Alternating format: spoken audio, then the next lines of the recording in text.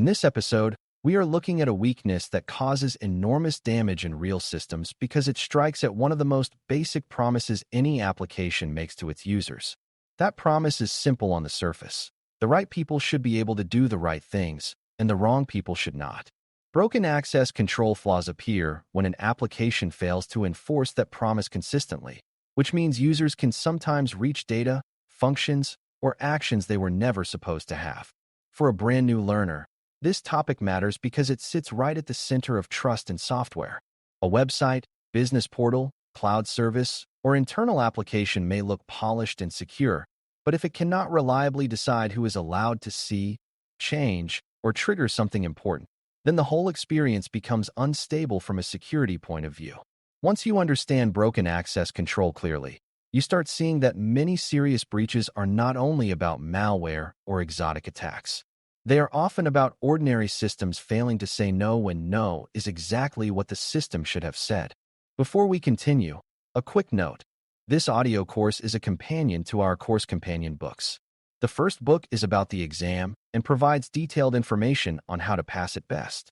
The second book is a Kindle-only ebook that contains 1,000 flashcards that can be used on your mobile device or Kindle. Check them both out at cyberauthor.me in the Bare Metal Study Guide series. A good place to begin is by separating two ideas that beginners sometimes blend together. Authentication is about proving who you are, while authorization is about deciding what you are allowed to do after that identity has been established. A user may sign in successfully and still not be allowed to read another person's records, approve payments, view administrative settings, or download sensitive reports. Access control is the collection of rules and enforcement points that make those decisions real inside the application. When access control is working well, the application consistently checks whether a given user, system, or process has permission to perform the requested action on the requested resource. When access control is broken, the check may be missing, incomplete, inconsistent, or easy to bypass in certain situations. This distinction matters because many people assume that once a user has logged in, the main security question has already been solved. In reality, authentication only opens the front door to the system. Access control determines which rooms inside the building that person can enter, what they can touch, and what they can carry away. Broken access control flaws take many forms, but the central problem is always the same.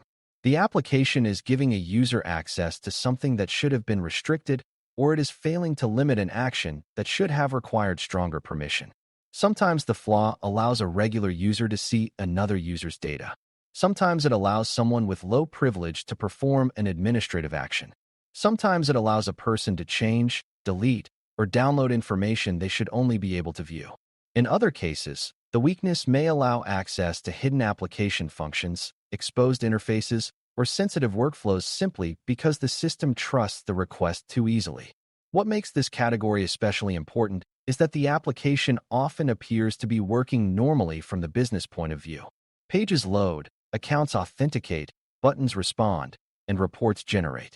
The failure is happening underneath that smooth surface, where the application is either not checking permissions carefully enough or is trusting things it should never trust when deciding who gets what level of access. One of the easiest ways to picture broken access control is to imagine two users with different roles. One is an ordinary employee who should only see their own account details and basic personal information. The other is a manager or administrator who can review team-wide data, approve requests, or change sensitive settings. If the application allows the ordinary employee to reach the manager's functions simply by navigating to a hidden page, changing a request value, or triggering an action the interface normally keeps out of sight, then access control has failed. This type of problem is often described as privilege escalation because the user has reached a higher level of power than intended.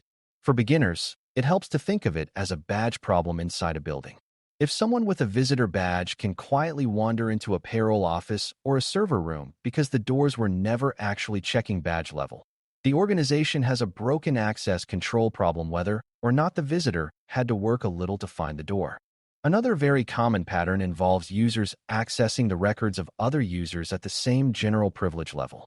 This is sometimes called horizontal privilege abuse because the user is not moving upward into administration, but sideways into data or actions belonging to someone else. A customer may be able to view another customer's invoices, update another person's shipping address, or access support tickets that do not belong to them. An employee may be able to read coworkers' personnel information, alter shared reports they should not control, or retrieve documents tied to a different department. These flaws are often easy for beginners to underestimate because they do not always sound as dramatic as full administrator access. In practice, however, they can lead to major privacy violations, fraud, legal exposure, and loss of customer trust. If an application cannot reliably keep one user's information separate from another's, then the organization is failing at one of the most basic duties of secure digital service, even if no one ever gains formal administrative power. A closely related problem appears when applications rely too heavily on predictable references to identify resources. A page or service may use a simple record number, document identifier, account value, or transaction reference to decide which object the user wants, but then fail to verify whether that user is actually allowed to access that object. If changing the identifier results in the system returning someone else's content, then the application is trusting the reference itself more than the relationship between the user and the resource. For a beginner, the simplest way to picture this is a coat check that hands out jackets based only on tag numbers without ever confirming who owns which tag. If anyone can ask for another number and receive the item, the system is organized but not secure. The application may appear orderly because every resource has a clean reference, yet the real protection is missing. Broken access control often hides in this kind of neat-looking structure because developers and users alike may mistake organization for authorization when the two are not the same thing. Another important lesson is that visible user interface controls are not the same as real access control. An application may hide an administrator menu, remove a button for ordinary users, or display certain fields only for certain roles, and all of that may improve usability. None of it should be treated as the true security boundary. If the server or backend logic does not independently verify permission when the action is requested, then a determined user may still be able to reach the function directly. This is why experienced defenders say that access control must be enforced on the trusted side of the application rather than merely suggested through what the screen happens to show. A hidden feature is not the same thing as a protected feature. A disabled button is not the same thing as a forbidden action. Beginners need to understand this deeply because many real broken access control flaws exist in systems whose interfaces looked fine during casual review. The weakness lived underneath the page, where the actual decision about permission was either too weak or missing altogether.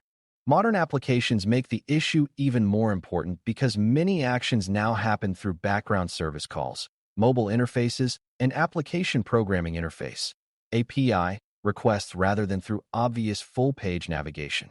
When an app loads account details, updates preferences, downloads files, or performs approval steps, much of that work may happen through quiet requests exchanged behind the scenes. If those requests are not protected by strong authorization checks, a user may be able to access functions or data simply by modifying what is being requested or by replaying a pattern the application already revealed. This matters because some teams focus their attention on the visible web interface and forget that the underlying service layer is where the most important permission decisions are often being made. A polished front end cannot compensate for weak back-end access control. In fact, the front end may create false confidence while the real vulnerability sits in the application logic that responds to requests from browsers, mobile clients, or internal service calls without verifying whether the requester is truly entitled to the result. The business impact of broken access control can be enormous because access decisions shape almost every meaningful action inside modern digital systems. If the flaw exposes private records, the result may be confidentiality loss, regulatory consequences, and customer distrust. If the flaw allows unauthorized updates, the organization may face fraud, corrupted data, damaged workflows, or falsified approvals. If the flaw permits administrative actions, the attacker may gain the ability to create users, alter permissions, disable protections, or pivot into much wider compromise.